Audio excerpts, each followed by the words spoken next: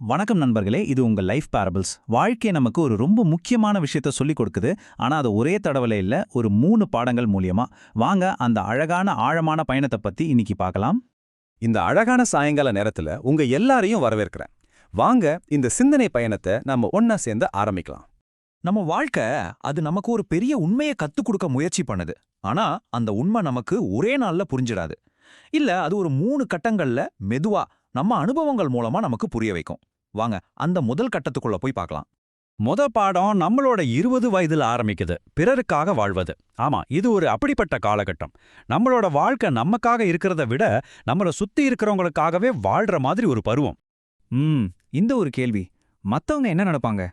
பார்க்கறதுக்கு ரொம்ப சாதாரணமான கேள்வி மாதிரி தான் இருக்கும். ஆனா இந்த ஒரு கேள்விக்குள்ள இருக்கிற பயம் இருக்கே, அதுதான் நம்மளோட ஒவ்வொரு அசைவையும் ஒவ்வொரு முடிவையும் கட்டுப்படுத்தும். நம்ம மனசு ஒன்னு சொல்லும், ஆனா இந்த கேள்வி நம்மள வேற ஒன்னு செய்ய வைக்கும். நம்ம என்ன ட்ரெஸ் போடணும், எப்படி மத்தவங்க முன்னாடி பேசணும், ஏன் நம்ம எப்படி நடந்துக்கணும்னு கூட நம்ம தீர்மானிக்கிறது இல்ல. நம்மளோட ஒவ்வொரு சின்ன சின்ன விஷயமும் வெளியில இருக்கிற ஒரு கூட்டத்தை திருப்திப்படுத்துறதுக்காகவே இருக்கும். யோசிச்சு பாருங்களேன்.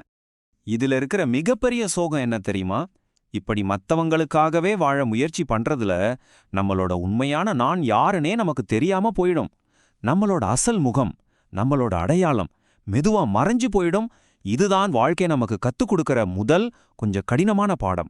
சரி, 20கள்லேருந்து நகர்ந்து வாழ்க்கையோட அடுத்த கட்டத்துக்கு வரோம். 40 வயது. இது ஒரு முக்கியமான திருப்புமுனை. இங்க தான் விளையாட்டு மாற ஆரம்பிக்குது. திடீர்னு ஒரு நாள் நம்ம மனசுக்குள்ளேருந்து ஒரு கேள்வி எழும். ரொம்ப அமைதியா, ஆனா ரொம்ப ஆழமா. நான் யாருக்காக வாழ்ந்துட்டு இருக்கேன்? இந்த ஒரு கேள்வி அது வரைக்கும் நம்ம வாழ்ந்த வாழ்க்கையே திருப்பி பார்க்க வைக்கும். அது ஒரு கண்ணாடி மாதிரி நம்மள நமக்கே காட்டும். இங்கதான் ஒரு பெரிய மாற்றம் நடக்குது பாருங்க. முன்னாடிலாம் மத்தவங்க என்ன நினைப்பாங்க அப்படிங்கிறது தான் நம்ம உலகமா இருந்துச்சு.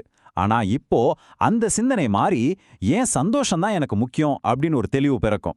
வெளியிலிருந்து கிடைக்கிற அங்கீகாரத்தை விட நமக்குள்ள இருக்கிற சந்தோஷம்தான் பெருசுன்னு புரிய ஆரம்பிக்கும். இந்த உணர்தல், இந்த ரியலைசேஷன் இருக்குல்ல, இதுதான் நம்ம வாழ்க்கையோட ஒரு புது அத்தியாயத்தையே ஆரம்பிச்சு வைக்கும். ஒரு உண்மையான, நமக்கு மட்டுமே சொந்தமான ஒரு வாழ்க்கைய நாம இங்கிருந்து தான் வாழவே தொடங்குறோம். இப்போ வாழ்க்கையோட கடைசி கட்டம் 60 வயது.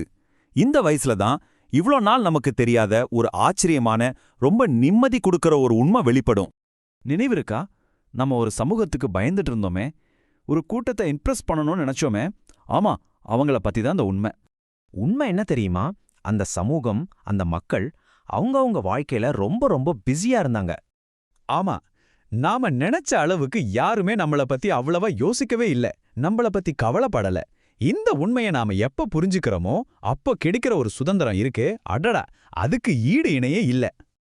அப்போ இந்த 3 கட்டங்கள் மூலமா வாழ்க்கை நமக்கு சொல்ல வர்ற அந்த முக்கியமான பாடம் என்ன?